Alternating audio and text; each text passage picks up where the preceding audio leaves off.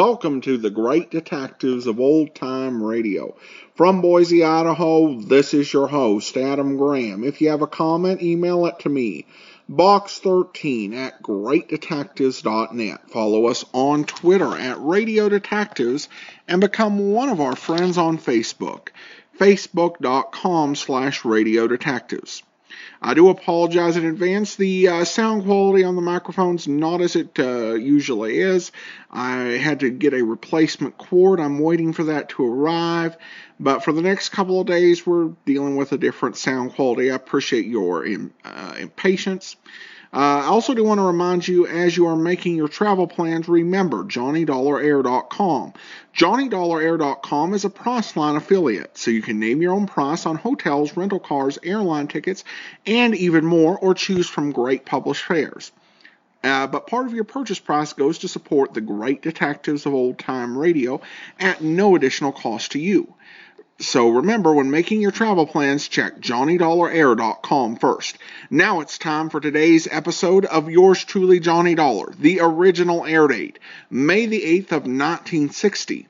And this one is the Phony phone matter. Johnny Dollar. Art Engels, International Life and Casualty. How you doing, Art? Hey, listen, Johnny, are you free to take something on for us? Arthur, my boy, as long as a nice, big, wealthy company like yours just can't wait to pay my expense account. Now, Johnny... Plus a sizable fee for my superlative services. Okay, what's it all about? Murder, fraud, arson? No. Okay, then what? I don't know. Oh, you want me, but you don't know what for. That's right, yeah. Well, that's a switch. Actually, Johnny, it's one of our very important clients wants you. Art, that's not a switch. He has demanded that you and only you be sent over to see him. But he hasn't told you why. That's right. Uh-oh. Now, what do you mean by that? Well, I mean, the last time I took on one of those I don't know why matters, I got slugged, shot at, and thrown off a bridge. Well, Johnny... But okay, Art. I'll run on over and see you.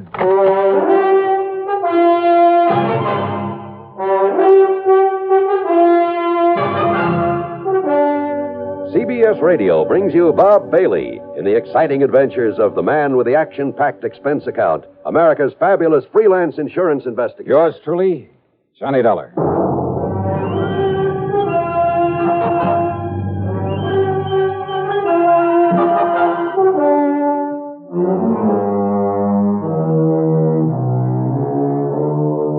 Expense account submitted by Special Investigator Johnny Dollar to the International Life and Casualty Insurance Company, Hartford, Connecticut office.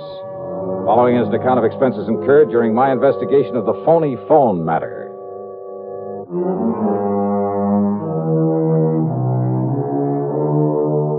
I don't really go for these vague assignments, but International has always paid off pretty well. So expense account item 1, $1.25 for a taxi over to the office of Art Engels. He was waiting outside the building for me in his car. We took off and headed back across town again. Where to, Art? Mr. Wendell's office is in the Clay building. Wendell? J. Ransom Wendell, the important client I told you about, who wants to see you right away. But who hasn't told you why he wants to see me? He hasn't told me. How important, Art? Well, he owns and runs the Crown Lithograph operation. Never heard of it. When he inherited that plant, it must have been, 40 years ago. It was just a small outfit, not worth more than $400,000 or $500,000. Oh, you call that small? And now it's worth millions. Then Wendell is loaded. He certainly is, Johnny. And that means he carries a lot of insurance. One of our biggest accounts. Life insurance on himself. How much? $500,000. Wow. Insurance on his wife for the same figure. Policies on his home, his cars, plant, personnel. Well, I make no bones about it. Even if his calling for you is only to satisfy some sort of a whim, we can't afford to turn him down. Some sort of a whim? Yeah. You mean it could be? Yeah. Johnny, he's so used to having his own way. You know, because of all his money. Oh, wait now. Hold everything. Yeah. J.R. Wendell. Alimony Wendell? That is our boy. Married 5, 6, 7 times? Add 1. And always to some delectable dish he picked out of the chorus line of a nightclub on some Broadway show? That's the one, Johnny. Marries them, finds out all they want is his money, pays them off, then goes ahead and does the same thing all over again. Oh, brother. But according to the newspaper stories a couple of years ago, he swore he was through with those gold diggers, that he'd never again pay off another one of them. Mm-hmm. So what happens? What happens?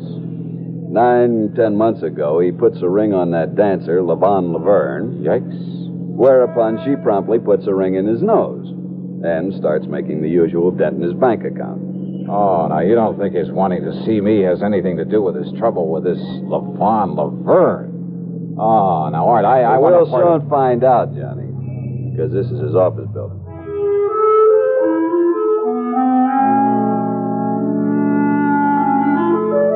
Wendell's office was huge. The walls were paneled in rich mahogany hung with fine oil paintings. Wall-to-wall carpeting so thick you sank into it almost up to your ankles. Fine antique furniture, including his tremendous desk. And the man himself really fooled me. He must have been, about 60. But instead of a snide, leering old wolf, he was tall, straight as a ramrod, with clear, frank blue eyes. Yeah, the smart, alert kind of man you'd expect to head up a multi-million-dollar operation. The kind you wouldn't expect to have fallen for a whole line of cheap chorus girls. But then, of course, you never can tell. Yes, Mr. Engels, Mr. Dollar. It's my wife, Levon, that I'm concerned about. But since it has nothing whatsoever to do with her insurance at the moment. Well, now, Mr. Wendell... Engels, I'm much obliged to you for bringing Dollar to me. If I need you further, I'll let you know. Well, if I can be of any help in this No. Dollar and I can handle this alone, so you just run along. Okay, whatever you say. I'll be in touch. Yes, so I, Art. All right, Johnny, you let me know just... Goodbye. All right, Dollar. Well, now, look, if there's no insurance involved... Oh, there isn't. I hope there won't be. I'm quite sure there won't be. Nonetheless... You say this concerns your wife? Yes. Yes, it does. Well, far be it from me, Mr. Wendell, but I had a notion you were through with marrying all these pretty young girls. I made some bad mistakes, Dollar. 7 of them, to be exact. Cost me a lot of money, a lot of heartache. Took a lot out of me. Well, let's face it, I pretty much made an old fool of myself. Instead of paying off those girls, those leeches, to get free of them, I should have... I at least profited by the mistakes I made. What do you mean, sir? I mean, Levon. Young, beautiful. Maybe she is no mental giant, but she's made me a good, a loving, a devoted wife. Well, I'm glad to hear that, Mr. Wendell. But now what's the problem? Fear. Fear? Yes, Levon's. But fear of what, sir? Fear, Mr. Dollar, of being murdered.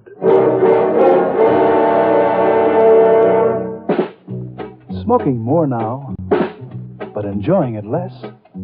Have a real cigarette. Have a Camel. So good. Have a Camel cigarette. So rich. Have a real cigarette. Have a Camel. So mild. Have a Camel cigarette. And here's the reason why. Best tobacco makes the best smoke. Have a Camel cigarette. You can say that again. Best tobacco makes the best smoke. Have a Camel cigarette.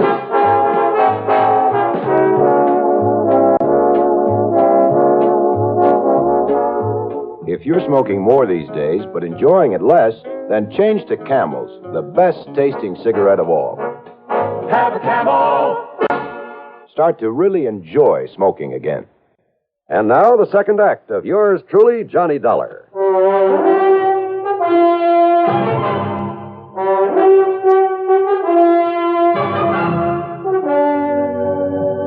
Now, wait, Mr. Wendell. Your wife, Levon, she's been threatened with murder? Threatened? No. I'm afraid I don't understand. But, Dollar, she's fearful that someone is going to kill her. It's been going on for several weeks now. Why? I don't know. All I know is that she's become terribly upset over this idea, this fear. I've called on you to see if you can determine for me if there are grounds for all this apprehension. What if she hasn't received any direct threats? She hasn't, at least none that I know of. Well, she says that she hasn't. Well, now, look, Something wait. has gotten her into this unfortunate state of mind. I don't know what it is. But I hope you can find out for me. You sure you shouldn't have called in a psychiatrist? Have one of those stupid, money-grubbing head shrinkers ask her a lot of silly questions. Oh, now, wait. Some of them are pretty good. Can do a lot of good in a situation like this. Dollar. Because I know Levon. I know what her reaction would be. She's nervous and upset enough about these fears as it is. But you, posing as an old friend, as our guest there at the lodge. Your lodge, Mr. Wendell? Yes, over on the Peekabuck River above Farmington. It's a little place we keep as a sort of retreat, a place to get away from it all. I see. When I left the house here in town a few minutes ago, I told Levon we'd meet her there for lunch and start the weekend a little early. We, huh? I told her you're an old friend. Come east for a bit of a vacation. Oh, from where? Los Angeles, Hollywood. Oh. You are familiar with the West Coast, I hope. Oh, enough to talk about it intelligently. Good. Well, then why don't we leave right away? Mr. Wendell... We'll stop at your apartment so you can pick up some clothes, then we'll head on up to the lodge. Excuse me. But now look here, Yes, sir, Mr. Wendell? Miss Barker, have my car brought around, please. Yes, sir. I'll be gone until Monday. Have a pleasant weekend, Mr. Wendell. Thank you. Well... Well, I still don't quite understand what you expect me to do up there at your lodge.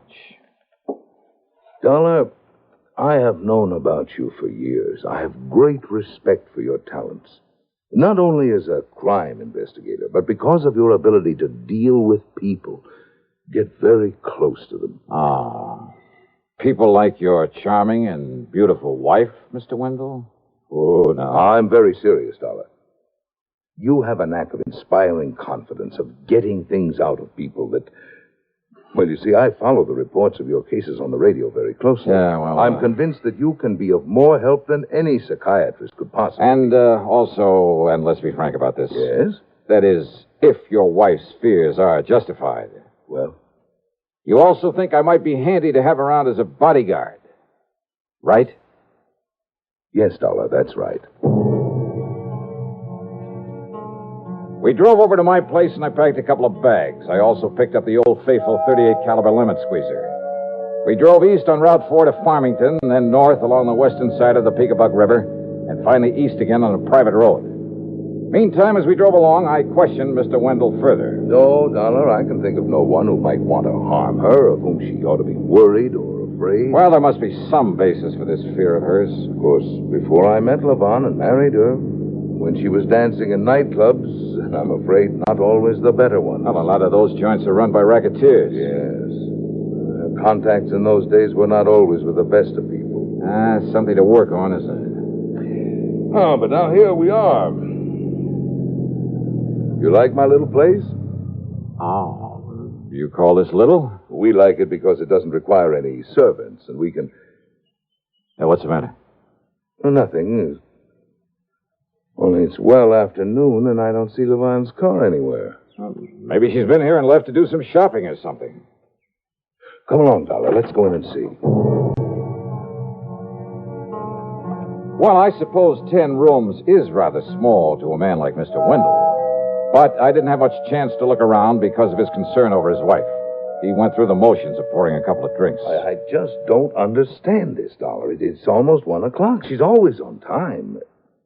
Will you excuse me? I'm going to see if something's held her up at home.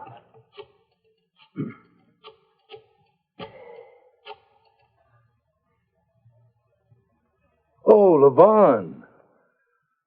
I'm just silly, I suppose, but I'm here at the lodge with Mr. Dollar, and I was beginning to get worried about you. Why, you weren't here when we... Visitor? Anybody I know? Bunny, you sound worried about something. What is it, dear? Bunny?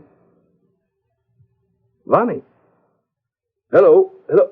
Hello? What's wrong, Mr. Bunny, that sound I heard, what was it? Hello? Hello? Bunny, what is it? What? All right, now, Mr. Wendell, what happened? I don't know, Mr. Dollar. She gave a strange kind of a kind of a gasp. Yeah? I believe she dropped the telephone. There was a thump, a heavy thump. Okay.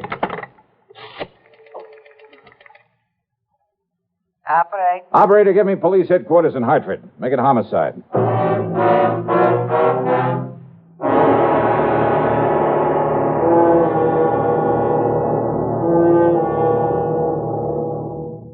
We'll continue with yours truly, Johnny Dollar, in exactly 30 seconds. A signature can reveal a great deal. Take, for instance, one that you hear every day, the highly respected signature CBS News. That's the name that stands behind every news broadcast heard over this network. It's your assurance that you're hearing the very latest news and that you're hearing it reported with scrupulous accuracy. Remember that. CBS News. The first word in swiftness, the last word in accuracy. You can depend on it. Fight cancer with a checkup and a check. Today's reminder from the CBS Radio Network. Now, back to yours truly, Johnny Dollar, and the phony phone matter. By the time we get back to Wendell's home in Hartford, the police were there, Lieutenant Billy Walker in charge. The body of Levon Wendell lay sprawled on the floor next to a sofa. The telephone had fallen to the floor beside her. One of Walker's men was dusting it for prints. Another, obviously the medic, had removed a rather gruesome-looking knife from the middle of her back. Wendell had slumped into a chair, and he sat there staring as though he couldn't quite believe it. His face was white, and he kept clenching and unclenching his hands with such force I was sure his palms were bleeding. The only sound he made was an occasional half-smothered sob. Must have killed her instantly, Dollar. Doc here says the knife went clear through into her heart. Yeah. Think you can trace that knife, Lieutenant? Oh, I don't have to. Came from that collection up there over the fireplace. Johnny, that could indicate it was done by somebody she knew that she let in here. You mean somebody who came unprepared to kill her? Right. Oh, the back door was left ajar, by the way. Any servants in this place? We're way ahead of you. What? Well, to begin with, they're an old couple. Neither one of them could have had the strength to do this. Oh, where are they? They were given the weekend off. How do you know that? One of the boys who knows them saw them at the station early this morning. Oh. Said they were heading down to New York to see some relatives. Yes, we let them go, Lieutenant, because we planned to be up in the country for the weekend. Okay, Mr. Wendell. Only we hadn't. If only there'd been someone here when whoever did this. Easy now, sir. A visitor, she said. She told me over the phone it Yeah. was a visitor. Yeah, if only she'd I been heard able you to say tell that. me who it was before. Dollar, you gotta find him. You gotta find this killer. Don't worry, Mr. Wendell. We'll do everything we Spare no possibly... expense. I'll do anything. I'll give you anything you want, but you must find him. Yeah, your attorney, Mr. Wendell. Dollar, I don't care what it costs or what you have to do. My attorney? You'll have to be notified of this immediately. Who is he? Spidle. Harold Old Spidle. I'll take care of it as soon as I can pull myself together. Now, look, you can't be of any help at the moment, so why don't you just sit down and, better still pour yourself a drink. A drink? Yeah, do you good. Go ahead. Yes, perhaps you're right. Perhaps Lieutenant. Oh, wait a second, Johnny. You sure of that, Mac? Okay, I'll take your word for it. Sure of what? Johnny, the only prints on that phone are hers. You'd think in a household like this, unless somebody wiped them off just in case. Of course, Lieutenant. Look, I'll see you later. What? I borrowed Mr. Wendell's car without bothering to ask him for it. I drove to the office of lawyer Spidell, all on a big fat hunch. And I thought he might be able to help me with a better understanding of the whole Wendell setup. You know something? I don't think he'll ever know how much he did help me. Well, as long as you were there with him at the lodge and heard the phone conversation with her.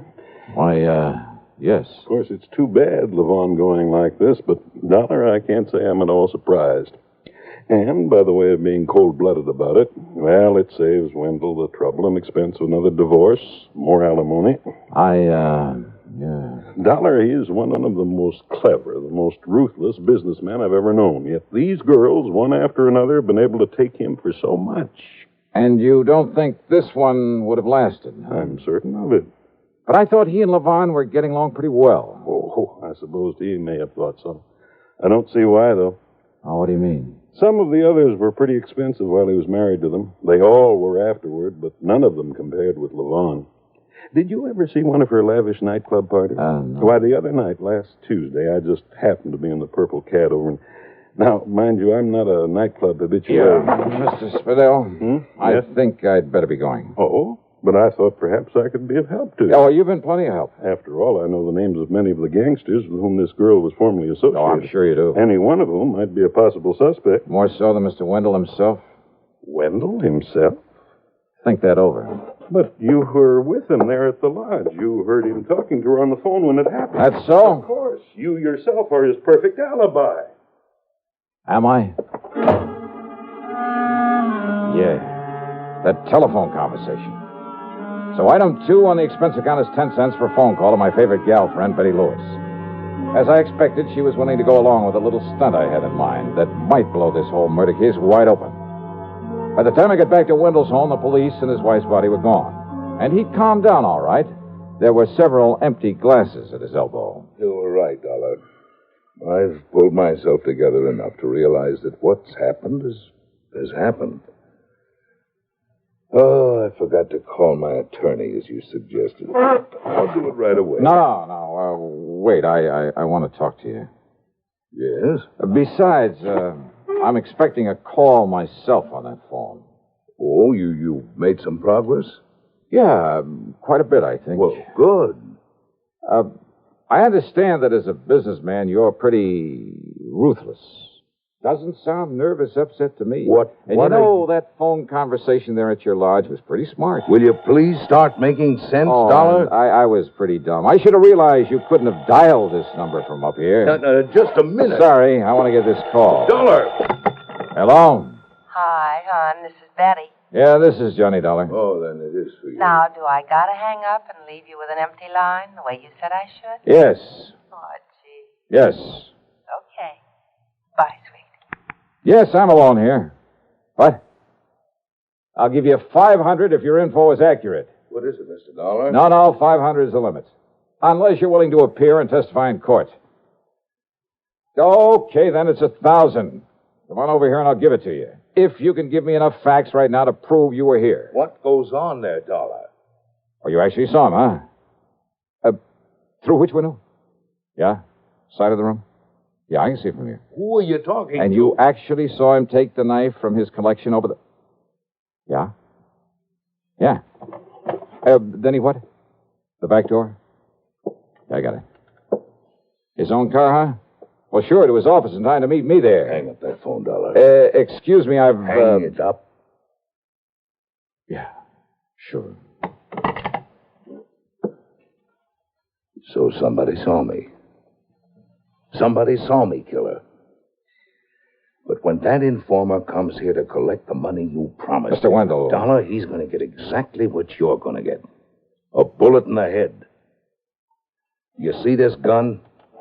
Well, now, Mr. Wendell, my name isn't Matt Dillon. What? But if you think you can outdraw me...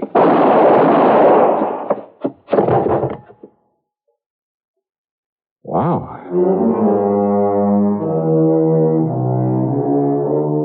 Well, I hope Wendell never finds out that my phone conversation with a mythical informer was just as phony as his. His talk with his wife after he'd killed her. Had left her there at the telephone at his home. Had set me up for an alibi at the lodge. But then what's the difference where he's going? Expense account total? $1.35. Oh, let's talk about the fee on this one. Yours truly, Johnny Dollar.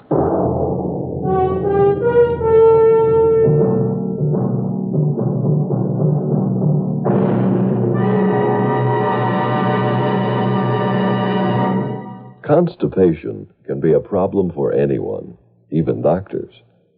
And when constipation occurs, it's interesting to see just what doctors consider important about a laxative they might use or recommend. Well, a majority of the doctors we heard from had this to say. A laxative should be effective, gentle, close to natural acting. A medicine that can be used with complete confidence. Now, X-Lax has been popular with many doctors and millions of people over the years because chocolated X-Lax is effective. Overnight, it helps you toward your normal regularity. X-Lax is so gentle, so close to natural acting, there's no upset. That's why many doctors and millions of people use X-Lax with complete confidence. X-Lax, the laxative that helps you toward your normal regularity, gently, overnight. Now, here is our star to tell you about next week's program. Next week, one of my ever-loving gals comes into the case. And believe me, things get complicated. Join us, won't you? Yours truly, Johnny Dollar.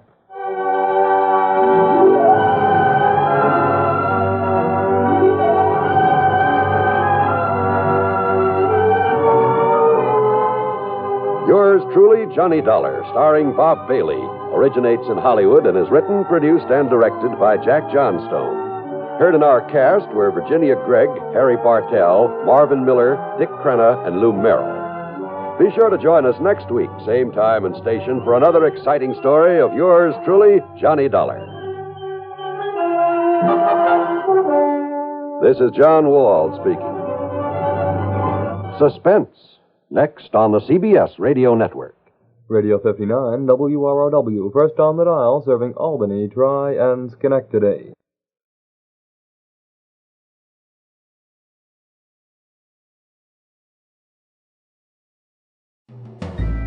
This is Andrea J. Graham, author of the Web Surfer series, oh, and a Madam's Wife. You're listening to the Great Detectives of Old Time Radio.